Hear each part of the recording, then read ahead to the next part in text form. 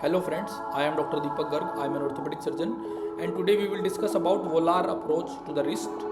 So this approach is mainly used for open reduction, internal fixation of distal and radius fractures. We can use this approach for bone grafting or osteotomies around the distal and radius, or we can use this approach for excision of the radial styloid or release of brachioradialis muscle. So we keep the patient in a supine position with arm on the arm board. We keep the arm in a supine position and we can use a tourniquet in this approach. So once we do the painting draping, then we will mark the surgical landmarks. We will mark the radial styloid and we will palpate the tendon of the flexor carpi radialis muscle. As we palpate the radial styloid, we go on the ulnar side. The first longitudinal tendon that we palpate is a tendon of flexor carpi radialis muscle. Or we can do the opposite. We can first palpate the tendon of the palmaris longus. When we do this posture, we can easily identify this tendon. Palmaris longus will become prominent and we can easily palpate this tendon. This is the most prominent tendon and the flexor carpi radialis tendon will lie on the radial side of the palmaris longus. So we identify the flexor carpi radialis, we mark the tendon flexor carpi radialis. So then we will mark the skin incision. So it is a longitudinal incision over the tendon of the flexor carpi radialis. So we directly mark over the tendon of the flexor carpi radialis muscle and we begin our incision. We start from the crease of the wrist joint and we go proximally. So once we mark the skin incision, we take the skin incision, we cut the subacute in line with the skin incision, and once we cut the subacute, we will have the tendon sheath in front of us. Then we cut the tendon sheath and let's just understand the anatomy after we cut the deep fascia.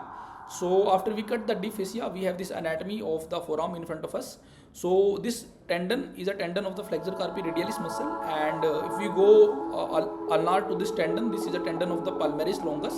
And the radial most we can see this thick tendon, and this is a tendon of the brachioradialis muscle, and the artery which we can see just ulnar to the brachioradialis muscle is at this artery. This is a radial artery. So we can see that the radial artery is lying just radial to the flexor carpi radialis, that is just radial to our incision. So we must be aware about the position of radial artery, and if possible we should palpate and mark the radial artery beforehand. So then we identify the flexor carpi radialis, radial artery and the brachioradialis after we cut the deep fascia, and then we make a plane between the two structures. We make the plane between the flexor carpi radialis and we retract the flexor carpi radialis on the ulnar side. Then we identify the radial artery and the brachioradialis, and then we retract the radial artery and the brachioradialis on the radial side. So we make a plane between the FCR and the radial artery and the brachioradialis muscle. Then we will expose the deep structures of the forearm. So let's understand the anatomy of the deep structures of the forearm. So this is a deep structures.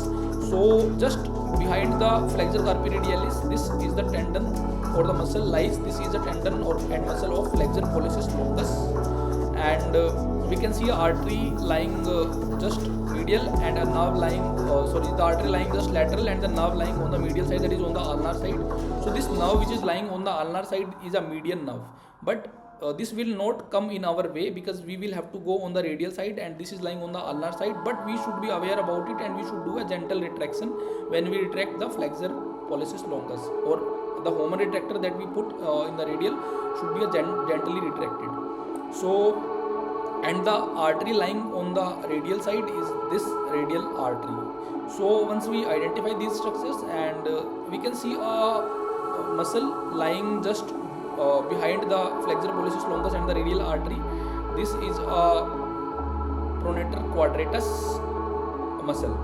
So once we retract the flexor pollicis longus and the radial muscles, and then we will be able to expose the pronator quadratus muscle. Then we identify the insertion of the muscle into the anterolateral border of the radius, beginning just below the radial styloid process, and then we detach this insertion by a sharp dissection. So when we, after detaching the insertion of the pronator quadratus, we retract the pronator quadratus on the ulnar side, and this way we will be able to expose the distal and radius bone. So we can identify the fracture here, we can reduce and fix the fracture, we can do the osteotomies, we can do the bone grafting, and this is how the distal and radius approach is taken. Then about the pronator quadratus, we can suture it or we can leave it as it is. This will not alter our outcome, and then we will close it in layers. So this was about the distal and radius approach, or the Henry's or the modified Henry's approach for the distal and radius fractures. for more such videos, please like, share and subscribe to our channel.